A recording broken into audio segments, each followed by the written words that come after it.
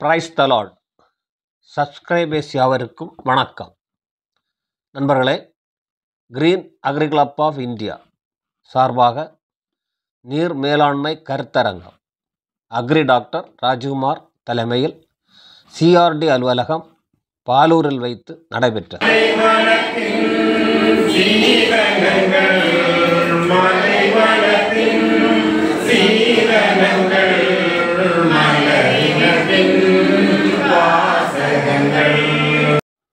உறுதிமொழி. நமது தேசிய குடும்பத்தில் இந்தியர் அனைவரும் எனது சகோதர சகோதரிகள் அவர்களது நலத்திலும் நல்வாழ்விலும் எனது மகிழ்ச்சி நிறைந்திருக்கிறது. வரவேற்புரை. விருந்தினரை கௌரவிப்பு நிகழ்ச்சி. Doctor Victor, founder CRD of Palur. தலைமை உரை அக்ரி டாக்டர் ராஜ்குமார். அங்கே ஒரு குடும்பத்தின் பெண்மணி, அவ ரொம்ப கவலையோட ஓடி வந்தா, ஃபாதர் ஃபாதர் ஃபாதர், எனக்கு ஒரு பெரிய பிரச்சனை, எனக்கு ஒன்லி சன், ஒரே மகன்,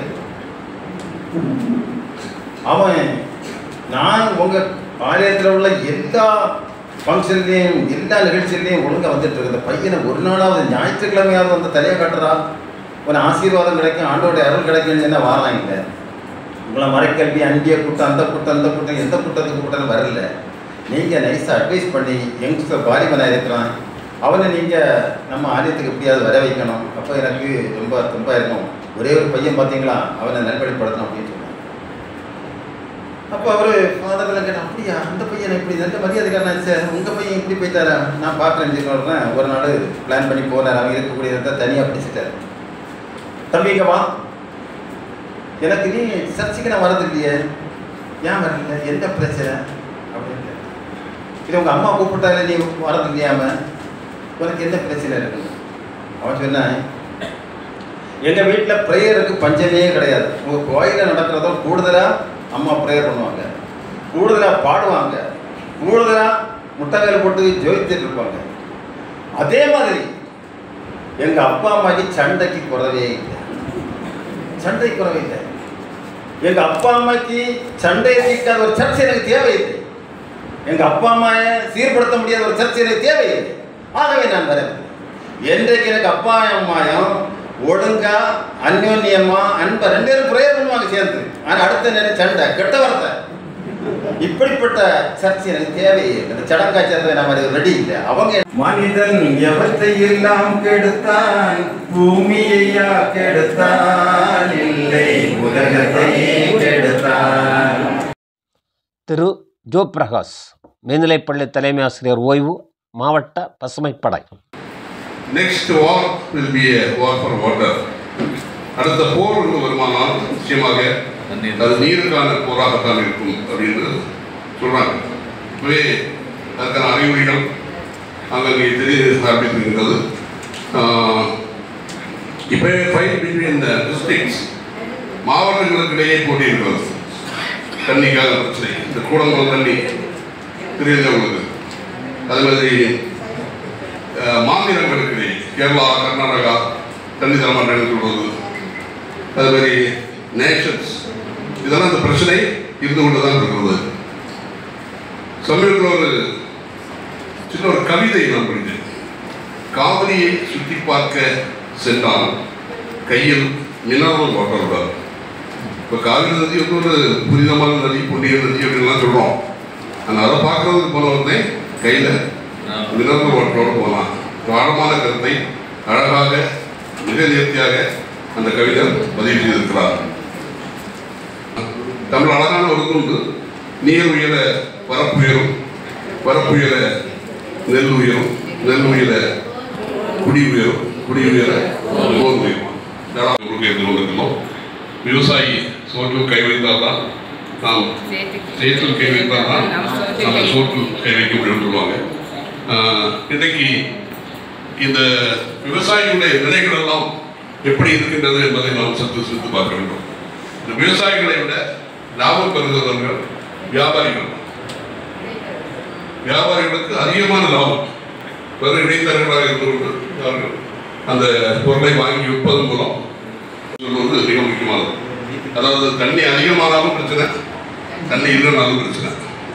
அப்போ அந்த நீரை புத்திசாலித்தனமாக கையாளுவது என்பது மிக முக்கியம். வளர்ந்து தண்ணீரிலே வளர்ந்து தண்ணீரிலே விளையாடி தண்ணீரிலே வாழ்ந்து கொண்டிருப்பார்.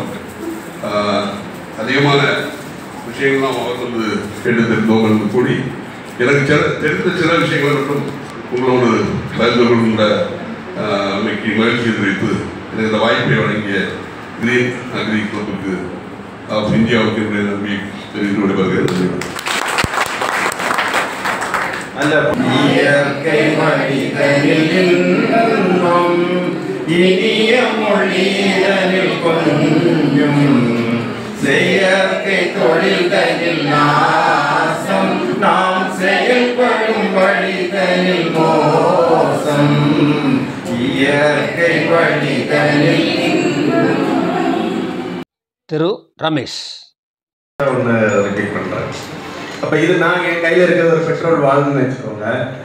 என் பக்கத்தில் ஒரு பெரிய ஆலமரம் இருக்கு, சரியா? இப்போ நான் அந்த பெட்ரோல் வாழை வச்சு அந்த ஆலமரத்தை விட்டுறேன்.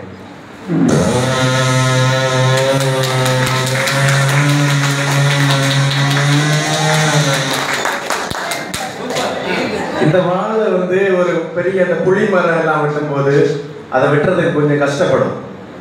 அந்த வாழை கொஞ்சம் விட்டு விட்டு எடுத்து அடிப்பாங்கல்ல, அதில் ஒரு சவுண்டு வித்தியாசம் வரும். அது எப்படின்னா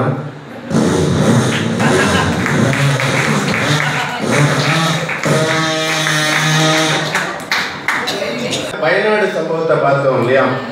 வயநாடு சம்பவத்தில் ஒரு கேரளாவில் உள்ள ஒருத்தர் பேசும்போது என்ன சொல்லு, தமிழ்நாட்டுக்கு தண்ணி கொடுக்க மாட்டாங்க, பெரும்பாலான தண்ணி அவங்க அழிகிறதுக்கு காரணமே இந்த தண்ணி இந்த நம்ம தமிழ்நாட்டுக்கு போயிடுச்சுன்னா பாதி தண்ணி வத்தி இருக்குமா, அந்த அளவுக்கு மிகப்பெரிய ஒரு தண்ணி ஆபத்து வர்றதுக்கு அது இதுவாக இருக்காது. ஆனால் இயற்கை தண்ணியை வந்து யாரும் சொந்தம் கொண்டாட முடியாது, அப்படித்தானே? தண்ணி வந்து எல்லாருக்கும் சொந்தமானது. அப்படி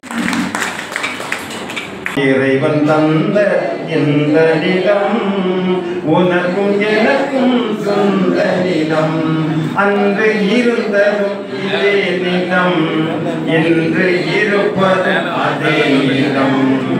சிறப்புரை திரு வின்சாண்டோ, சேர்மன் நீர்ப்பாசனத்துறை. குளங்களுக்கு அழிவு பொறுத்த அளவில் அல்லது நீர்நிலைகளுடைய அழிவை பொறுத்த அளவில் மத்திய அரசு முதல்ல அவ்வளோ குளத்தையும் முடிச்சுட்டு 99 குளங்களை அந்த 4 வழிச்சாலைக்காக முழுமையாக மூடக்கூடிய ஒரு நிலைமை ஏற்பட்டது. 4 வழிச்சாலை வேண்டாம் என்று நாங்கள் கூறவில்லை. எவ்வளவோ நிதி வைத்திருக்கக்கூடிய அந்த தேசிய நெடுஞ்சாலை ஆணையத்தால் பல பகுதிகளிலும் பாலங்கள் கட்ட முடியும் என்றால் இந்த குளங்களையும் பாலங்கள் கட்டி செல்லுங்கள் என்று சொல்லி கேட்காத ஒரு நிலைமை ஏற்பட்ட போது தேசிய பசுமை தீர்ப்பாயத்தில் 2010 கேஸ் போட்டோம். இதே மனோஜ் தங்கராஜி, லால்மோகன் சாரு, பத்மதாசு, நான் இன்னும் 2 பேர். அந்த கேஸ் எதெல்லாமோ பண்ணி கடைசியாக ஒரு வழியாக பாலம் கட்டுறதுக்கு உத்தரவு போடப்பட்டது. ஆனால் அதுலேயும் 40 குளத்தில் மட்டும்தான் பாலம் போடுறாங்க. ஒரு 20 குளத்தை மொத்தமாக மூடிட்டாங்க. மீதி உள்ள குளத்தில் ஏனாபாரம் வேலை செஞ்சுருக்காங்க. அப்போ இந்த நீர்நிலைகளை குமரி மாவட்டத்தினுடைய இயற்கை அடிப்பதில் முதல்ல மத்திய அரசு, அடுத்தது மாநில அரசை பொறுத்தவரை சாப்பிட்டுட்டாங்க. பஸ் ஸ்டாண்டு அது இது நிறைய போயிட்டு. இப்போ இருக்கக்கூடிய பெரிய பிரச்சனை இந்த உள்ளாட்சி நிர்வாகங்கள். நான் முதல்ல சொன்னேன் இல்லையா, 2 கோடி 5 கோடி 10 கோடி வாங்கி என்ன வேலை செய்யணும்னு தெரியாமல் அவ்வளவு குளத்தங்கரையும் வாய்க்கால்கரையும் மூடி ரோடாக்கிட்டு இருக்காங்க. நாங்கள் கேட்க போனால் பப்ளிக்கும் அந்த ரோட்டுக்கு தான் சப்போர்ட்டாக இருக்காங்க. எங்கள் வீட்டுக்கு வர வேண்டாமா, சொத்துக்கு வர வேண்டாமான்னு பப்ளிக்கும் எங்களுக்கு எதிராக இருக்கிறதுனால அதிகாரிகளை நாங்கள் போய் சொல்ல முடியல. அதிகாரி ஒரு வாய்க்காலை நிறுத்துறாங்கன்னு எப்பவுமே அதிகாரியை நாங்கள் அனுப்பி விடுறோம், போய் அன்னைக்கு தடுக்கிறாங்க. உடனே பப்ளிக் சேர்ந்து பிரசிடென்ட் எல்லாரும் எம்எல்ஏ பார்த்து எம்எல்ஏ அடுத்த நாள் நம்ம அதிகாரிகிட்ட சண்டைக்கு வராது. உங்களுக்கு என்ன? அப்போ இந்த நீர்நிலைகளையும் அதையும் பிடித்து நிறுத்துவதற்காக அரசும் அதிகாரிகளும் நம்மை போன்றவர்களும் மட்டும் முயற்சிச்சுதான் போதாது. பொதுமக்கள்கிட்டையும் அந்த சிந்தனை வர வேண்டும். ஏன்னா ரோடு போடும்போது ஒரு 2 அடி பக்கத்தில் வாய்க்காலை விட்டுட்டு செய்ய, மடையை ஒரே அடியாக மூடாதீங்கன்னு சொன்னால் கேட்க மாட்டாங்க. இதுதான் இன்னைக்கு கன்னியாகுமரி மாவட்டத்தில் கூட நிலைமை. ஏன்னா அந்த காலத்தில் எல்லாரும் குளத்தில் போய் குளித்தோம், வாய்க்காலில் போய் குளித்தோம். இன்னைக்கு அந்த அரசினுடைய பல்வேறு துறைகள் மூலம் வீட்டுக்குள்ளேயே பைப்பு மூலம் தண்ணியை கொண்டு விடுறதுனால குளிக்கிறதுக்கு குடிக்கிறதுக்கு எல்லாமே நம்ம வீட்டிலே பைப்பில் தண்ணி வந்தது. அப்போ அது தேவையில்லைங்கிற ஒரு நிலைப்பாட்டில் பெரும்பாலான மக்கள் இருந்து கொண்டிருக்கிறாங்க. அது மட்டும் இல்லை, எல்லாருக்கும் மத ரீதியான நம்பிக்கை உண்டு. நம்முடைய அனைத்து மதத்தை சார்ந்த கோவில்களுக்கும் பல கோடியில் ஒவ்வொரு ஊர்லேயும் கோயில் இருக்கு. அதே ஊர் வழியாக செல்லக்கூடிய அல்லது அதே ஊரில் இருக்கக்கூடிய ஒரு நீர்நிலைக்கு ஒரு சில லட்சத்தை செலவு பண்ணியாவது அதை சீரமைப்போம் அல்லது பாதுகாப்போம் என்ற மனப்பான்மை நம்முடைய மாவட்ட மக்களிடையே இல்லை. கோயிலுடைய இயற்கை வளங்களை கொண்டு சேர்க்கக்கூடிய ஒரு உந்துதலை நீங்கள் கொடுக்க வேண்டும் என்பதால் இதை சொல்கிறேன். இங்கு விடுபட்ட ஒரு சப்ஜெக்ட் இருந்தது, அதனால் அதை சொல்கிறேன். எப்படி இந்த மாவட்டத்தினுடைய இயற்கை அழிவதற்கு நீர்நிலைகள் அழிவது காரணமாக இருக்கிறதோ, கல்குவாரியில் மலைகள் கல்குவாரியாக போகுதோ, அதே மாதிரி ரியல் எஸ்டேட் என்கிற போர்வையில் பிளாட்டு போடக்கூடியதுதான் இன்னைக்கு இரண்டாவது மிகப்பெரிய அரக்கனாக இந்த மாவட்டத்தை அழிச்சிட்டு இருக்கு. உண்மையிலே வீடு வைக்கக்கூடிய பகுதிகள் பல இடங்களில் இருக்கு, வைக்கிறதை பற்றி நம்ம தடுக்க முடியாது, வந்துதான் ஆகணும். மிகச்சிறந்த வயல்களை நாகர்கோவில் நகரத்தை சுற்றி மட்டும் இல்லை, நம்ம கேட்டால் தெரிவிங்க புத்தேரி அது மட்டும் கிடையாது. மாவட்டத்தில் நீங்கள் எந்த பக்கம் போனாலும் நல்ல நல்ல வயல்கள் தென்னந்தோப்புகள் எல்லாத்தையும் அழிச்சு மிக வலுவாக பிளாட்டாக மாற்றிட்டு இருக்காங்க. இடையில இருக்கக்கூடிய வாய்க்கால்களை மூடிடுறது, பக்கத்தில் இருக்கக்கூடிய நீர்நிலைகளை கொஞ்சம் சேர்த்து வைக்கக்கூடியது, இந்த அளவுக்கு நிலைமை ஏற்படும் போது பத்திரிகைகளிலும் மாவட்ட நிர்வாகம் கலெக்டரை கூட என்ன சொல்லாங்கன்னா, வயல்களை பிளாட்டாக மாற்றுறதுக்கு அரசு அனுமதி இல்லை, சட்டங்கள் இல்லை அப்படின்னு சொல்கிறாங்க. ஆனால் உண்மையில் அப்படி கிடையாது. நகர் உரமைப்பு துறை அப்படின்னா டிடிசிபி அப்ரூவல் நீங்கள் கேள்விப்பட்டிருப்பீங்க. நகர் உரமைப்பு துறைன்னு ஒன்று வச்சுருக்காங்க, டிடிசிபி அப்ரூவல் வாங்கினா போதும். அந்த துறையில் எங்களுக்கு எழுத்துப்பூர்வமாக பரதம் என்ன பதில்தாங்கன்னா, நாகர்கோவில் நகர் அல்லது ஒவ்வொரு பேரூராட்சி பகுதிக்கும் நாங்கள் மாஸ்டர் பிளான் ஒன்று வச்சுருக்கிறோம், நகர திட்டமிடல் சம்பந்தமான ஒரு மாஸ்டர் பிளான் ஒன்று வச்சுருக்கிறோம். அதில் developed area, undeveloped area, mixed ஏரியான்னு வச்சுருக்கிறோம். எங்களுடைய துறையை பொறுத்த அளவில் டெவலப்டு ஏரியாவாக இருந்தால் யார்கிட்டையுமே நாங்கள் அனுமதி வாங்க வேண்டிய அவசியம் இல்லை. மிக்சடு ஏரியா அப்படி இருந்தாலும் வாங்க வேண்டிய அவசியம் இல்லை. அந்த மிக்சடு ஏரியாவிலையும் டெவலப்டு ஏரியாவிலையும் அவ்வளோ வயல்வெளியும் சேர்த்தாங்க. அதனால அவங்க கண்ணை மூடிட்டு பர்மிஷன் கொடுக்குறாங்க. இதை தாண்டி இன்னைக்கு வரைக்கும் 6 கேஸ் நாங்கள் ஹைகோர்ட்டில் போட்டிருக்கோம், பல்வேறு அமைப்புகள் சார்பாக. ஹைகோர்ட்டில் வந்து ஈஸியாக சொல்லிடுறாங்க.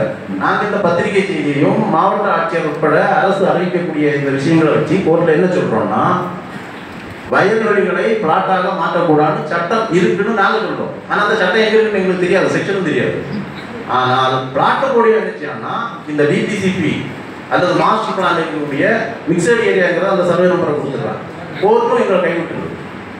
அப்போ உண்மையிலேயே அரசும் மாவட்ட நிர்வாகமும் வயல்வெளிகளை பிளாட்டு போடக்கூடாது என்று சொல்கிறதா, இல்லை நம்மை போன்றவர்களை வைத்து அந்த பிளாட்டுகளுக்கு எதிராக குரல் கொடுக்க வைத்து வேறு சட்டங்களை வைத்து பணத்தை பெற்றுக்கொண்டு அனுமதி கொடுக்கிறதா தெரியாது. செயல்பாடுகள் தொடர வேண்டும். எனக்கு முன்பு சார் கூறியது போன்று இந்த கிரீன் அக்ரி கிளப் என்பது உலக அளவில் இன்டர்நேஷனல் அளவில் வளர வேண்டும் என்று வாழ்த்தி வாய்ப்புக்கு நன்றி கூறிய